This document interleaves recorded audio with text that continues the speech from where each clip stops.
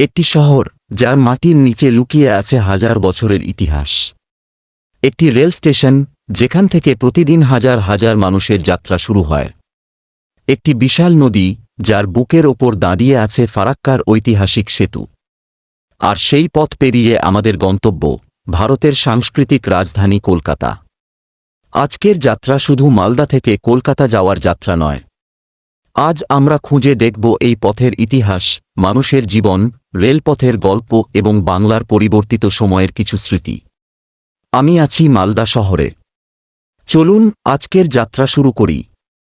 মালদা নামটি শুনলেই মনে পড়ে বাংলার প্রাচীন ইতিহাসের কথা। বর্তমান মালদা শহর আধুনিক হলেও এই অঞ্চলের ইতিহাস অনেক পুরনো। কাছেই রয়েছে প্রাচীন গৌড় ও পান্ডুয়ার ঐতিহাসিক নিদর্শন। একসময় গৌড় ছিল বাংলার অন্যতম গুরুত্বপূর্ণ রাজনৈতিক ও সাংস্কৃতিক কেন্দ্র। সুলতানি আমলের অসংখ্য স্থাপত্য আজও সেই সময়ের সাক্ষ্য বহন করছে। মালদার বিখ্যাত আমও এই অঞ্চলের পরিচয়ের একটি গুরুত্বপূর্ণ অংশ। বিশেষ করে ফজলি আমের সঙ্গে মালদার নাম যেন একেবারেই জড়িয়ে গেছে। শহরের রাস্তায় হাঁটলে একদিকে দেখা যায় আধুনিক ব্যস্ততা, অন্যদিকে ইতিহাসের ছাপ। এই শহর যেন একই সঙ্গে অতীত এবং বর্তমানকে ধারণ করে আছে। আর আজ সেই শহর থেকেই শুরু হচ্ছে আমাদের দীর্ঘ যাত্রা, গন্তব্য কলকাতা।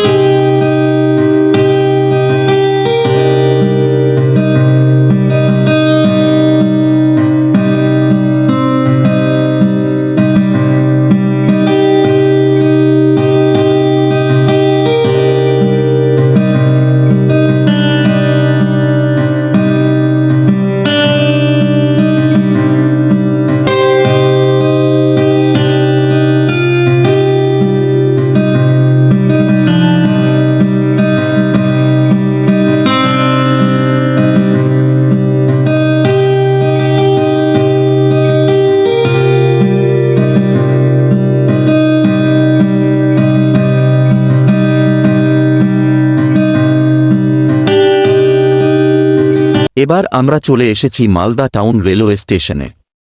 একটি রেল স্টেশন শুধু ট্রেন ওঠানামার জায়গা নয়।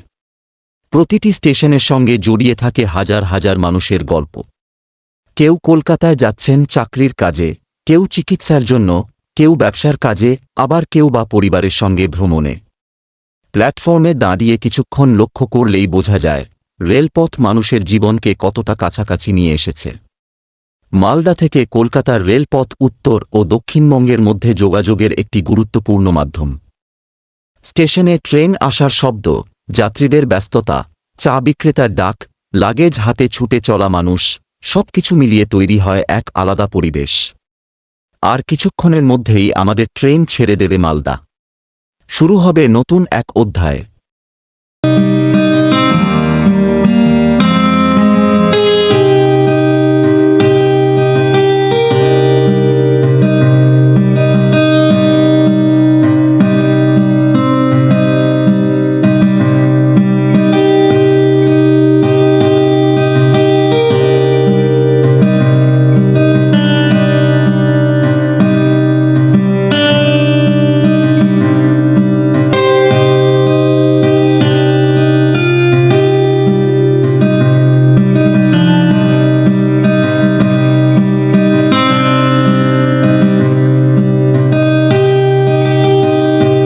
স্টেশনের এই ব্যস্ততার মাঝেও রয়েছে ভ্রমণের এক আলাদা অনুভূতি। ট্রেনের হুইসেল, প্ল্যাটফর্মের ঘোষণা, চায়ের কাপ হাতে অপেক্ষারত যাত্রী আর রেল লাইনের ওপর দিয়ে ছুটে চলা ট্রেন, সবকিছু মিলিয়ে মালদা টাউন স্টেশনের পরিবেশ যেন নিজেই একটি গল্প বলে। কিছুক্ষণের মধ্যেই আমাদেরও ট্রেন আসবে। তারপর শুরু হবে মালদা থেকে পরবর্তী গন্তব্যের উদ্দেশ্যে আমাদের নতুন যাত্রা। একটি স্টেশন, অসংখ্য মানুষ, আর প্রত্যেকেরই আলাদা গন্তব্য। এই হলো মালদা টাউন স্টেশনের জীবন্ত ছবি। চলুন এবার ট্রেনে উঠে শুরু করি আমাদের পরবর্তী পথ চলা। স্টেশনের ভেতরে ঢুকতেই চোখে পড়ছে ব্যস্ত প্ল্যাটফর্ম, যাত্রীদের আনাগোনা আর একের পর এক ট্রেনের আসা যাওয়া। এই মুহূর্তে আমরা স্টেশনের প্ল্যাটফর্মে দাঁড়িয়ে আছি। চারপাশে কেউ ট্রেনের অপেক্ষায়, কেউ আবার নিজের গন্তব্যের উদ্দেশ্যে ব্যস্ত হয়ে ছুটে চলেছেন। স্টেশনের প্ল্যাটফর্ম ধরে একটু এগিয়ে গেলে দেখা যায় একাধিক প্ল্যাটফর্ম, রেল লাইন এবং যাত্রীদের চলাচলের জন্য ফুটওভার ব্রিজ। এক প্ল্যাটফর্ম থেকে অন্য প্ল্যাটফর্মে যাওয়ার সময় এই ওভারব্রিজটি যাত্রীদের জন্য অত্যন্ত গুরুত্বপূর্ণ। আর স্টেশনের চারপাশে তাকালে বোঝা যায় মালদা টাউন শুধু একটি রেল স্টেশন নয়, এটি উত্তরবঙ্গ ও দক্ষিণবঙ্গের মধ্যে যাতায়াতের একটি গুরুত্বপূর্ণ সংযোগস্থল। দূরপাল্লার ট্রেন হোক কিংবা স্থানীয় ট্রেন, প্রতিদিন অসংখ্য যাত্রী এই স্টেশন ব্যবহার করেন। কেউ যাচ্ছেন কলকাতার দিকে, কেউ উত্তরবঙ্গের বিভিন্ন শহরে, আবার কেউ যাচ্ছেন অন্য কোনো গন্তব্যে। স্টেশনের এই ব্যস্ততার মাঝেও রয়েছে ভ্রমণের এক আলাদা অনুভূতি। ট্রেনের হুইসেল, প্ল্যাটফর্মের ঘোষণা, চায়ের কাপ হাতে অপেক্ষারত যাত্রী আর রেল লাইনের ওপর দিয়ে ছুটে চলা ট্রেন, সবকিছু মিলিয়ে মালদা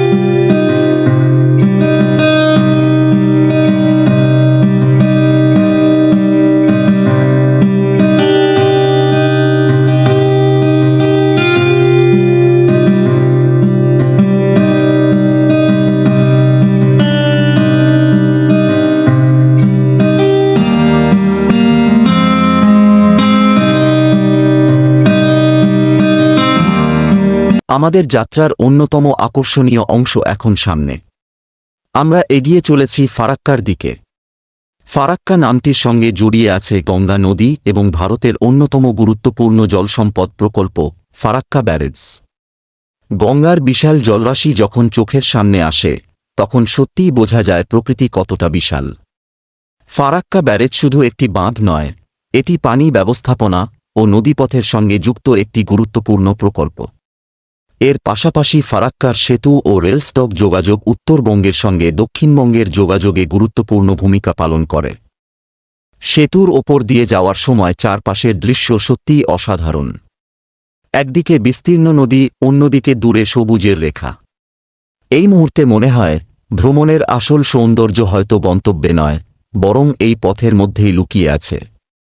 এই মুহূর্তে আমরা চলে এসেছি ফারাক্কা ব্রিজের একেবারে মাঝামাঝি অংশে।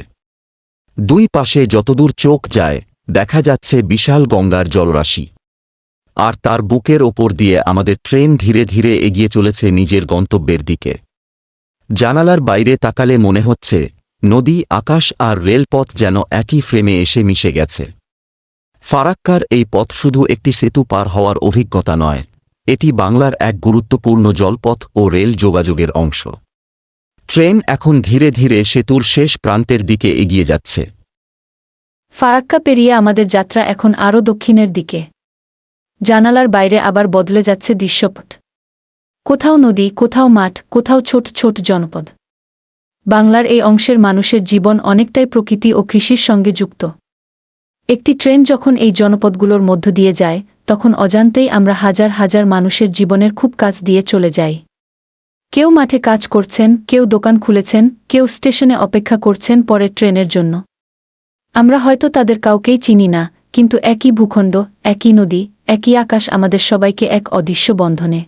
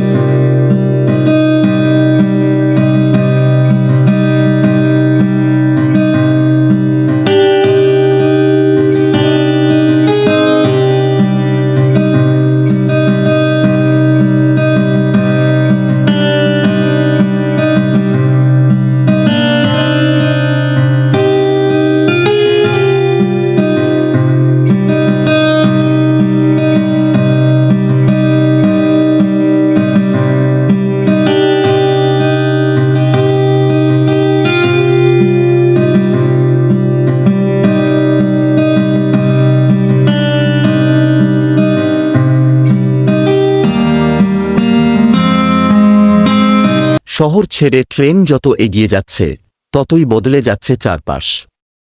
কখনো দেখা যাচ্ছে বিস্তীর্ণ মাঠ, কখনো ছোট্ট কোনো গ্রাম, আবার কোথাও রেললাইনের পাশে দাঁড়িয়ে আছে সারি সারি গাছ।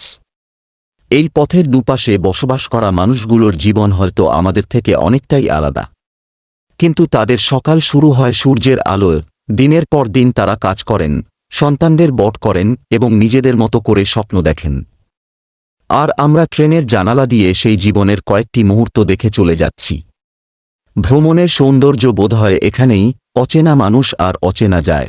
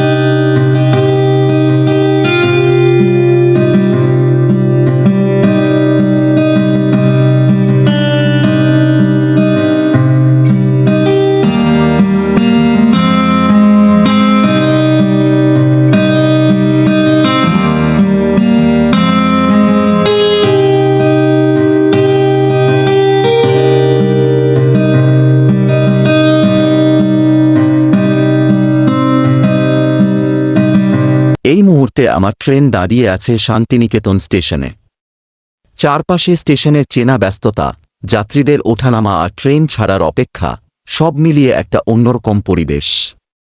শান্তিনিকেতন শুধু একটি স্টেশন নয়, এর সঙ্গে জড়িয়ে আছে বাংলার সংস্কৃতি, সাহিত্য আর রবীন্দ্রনাথ ঠাকুরের স্মৃতি। সেই শান্তিনিকেতনকে পিছনে ফেলে এবার আমার যাত্রা কলকাতার উদ্দেশ্যে। ট্রেন ধীরে ধীরে স্টেশন ছাড়বে, আর জানালার বাইরে বদলে যেতে থাকবে বাংলার গ্রাম, মাঠ, গাছপালা আর ছোট ছোট জনপদ। সামনে আমাদের প্রথম গুরুত্বপূর্ণ গন্তব্য। শান্তিনিকেতন থেকে বর্ধমানের পথে এগোতে এগোতে হয়তো চোখে পড়বে বাংলার চিরচেনা গ্রাম বাংলার দৃশ্য। কখনো সবুজ মাঠ, কখনো ছোট স্টেশন, আবার কখনো ব্যস্ত জনপদ। এই যাত্রার প্রতিটি মুহূর্তই আমার কাছে একটি গল্প। কারণ ভ্রমণ শুধু এক জায়গা থেকে অন্য জায়গায় পৌঁছে যাওয়া নয়, ভ্রমণ মানে পথের সঙ্গে পরিচিত হওয়া, মানুষকে দেখা আর নতুন নতুন অভিজ্ঞতা সঞ্চয় করা। তাহলে চলুন শান্তিনিকেতনকে বিদায় জানিয়ে এবার ট্রেনের জানালা দিয়ে দেখতে দেখতে এগিয়ে যাই কলকাতার পথে। পরবর্তী গন্তব্য বর্ধমান। আর এই যাত্রার বাকি গল্প। এবার আমরা পৌঁছে গেছি বর্ধমান জংশনে। বর্ধমান পশ্চিমবঙ্গের অন্যতম গুরুত্বপূর্ণ শহর, আর রেল যোগাযোগের ক্ষেত্রেও এই জংশনের গুরুত্ব অনেক। এখানে এসে মনে হয় উত্তরবঙ্গের সেই যাত্রা এখন অনেকটাই বদলে গেছে। স্টেশনে মানুষের ভিড় বাড়ছে, ট্রেনের সংখ্যা বাড়ছে, আর চারপাশে শহরের ব্যস্ততা আরও স্পষ্ট। বর্ধমান জংশনে দাঁড়ালে একটা বিষয় খুব ভালোভাবে বোঝা যায়। রেললাইন আসলে শহরগুলোকে শুধু সংযুক্ত করে না, এটি মানুষের কাজ, শিক্ষা, ব্যবসা আর প্রতিদিনের জীবনের সঙ্গে সরাসরি যুক্ত। এই তো ট্রেন ছেড়ে দিল। ধীরে ধীরে বর্ধমান স্টেশন পিছনে চলে যাচ্ছে। স্টেশনের কোলাহল কমে যাচ্ছে, আর জানালার বাইরে খুলে যাচ্ছে বাংলার চেনা ছবি। সবুজ মাঠ, গাছপালা, ছোট ছোট বাড়ি, গ্রামের রাস্তা, সবকিছু ট্রেনের জানালার পাশ দিয়ে যেন দ্রুত পালিয়ে যাচ্ছে। ট্রেন ভ্রমণের সবচেয়ে সুন্দর ব্যাপারটা আমার কাছে এখানেই। আপনি কোনো একটি দৃশ্যকে ধরে রাখতে পারবেন না। কিন্তু সেই কয়েক সেকেন্ডের দৃশ্য আপনার মনে থেকে যাবে অনেক দিন।